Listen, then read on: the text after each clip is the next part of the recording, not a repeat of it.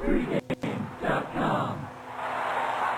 NBA talk here, pregame.tv. Indiana, the Pacers, they're playing at Houston.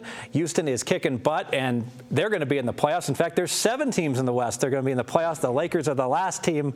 We'll probably talk extensively next week about will they make the playoffs or not. Houston's going to be in, but here we got offense against defense. Bryan Leonard, you'll be breaking this one down. Who wins, offense, defense, or do we look to the total? Yeah, contrasting styles here. In fact, you go back to the first meeting, Indiana wins 105-95. Games goes over by 5 points. A little bit different now. Indiana's played a little bit higher pace since then, a little bit. Houston, you take a look at Houston lately. 8 out of the last 9 games have gone under the total by a whopping 152 combined points. This is a team right now. Now you tell me. Well, there still might be time to play it because of everything they built up all season long. But this is a team right now, all season long, people have talked about Houston. They're good at what they do, get people up in the up and down game. But once you get to the playoffs, it all comes down to defense. Well, Houston's won 6 out of their last 9 games. They're showing they can win at that style, slower style. Let me ask you, VR, you're a coach for the NBA. You're high-flying. You're doing well, like a Houston or a Denver. 1 month to the playoffs, suddenly you start incorporating in a little less pace, a little more playoff ball to maximize your chances. I think you have to. I mean, you know what works in the playoffs, and you have to play defense. We've seen it year in and year out. So I think that's definitely something Houston has to start doing, and they have of late. I agree with Bryan. Obviously, I think the totals have been inflated, and that's why you've gotten that result, because they're the #1 scoring team in the entire NBA. When you look at Indiana, the only problem with this team is they can't score. That's the only problem.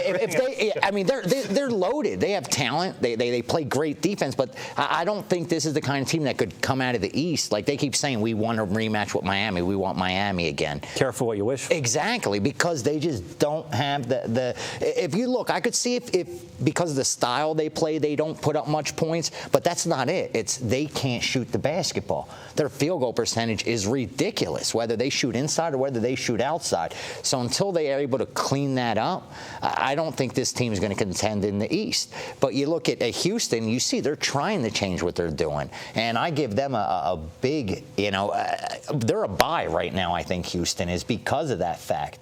But the only problem is, usually high-scoring teams get public money, but because they're in a division with Memphis, San Antonio, and even Dallas, they get no attention at all. Yep. A lot of real good teams in the West. This is going to be exciting. Before you go to your pick, Houston going to be able to contend in their first playoff series?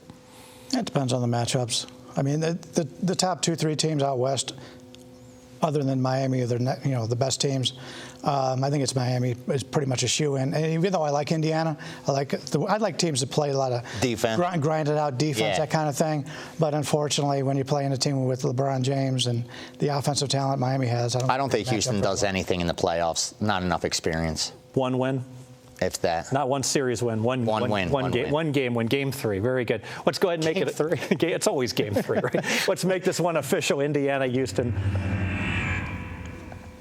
Indiana plays Dallas tomorrow, so they don't want to get into a track meet here against Houston. The way Houston's been playing lately, they're not going to want to do that anyway. I like what they've done. As VR said, it's been very successful for them.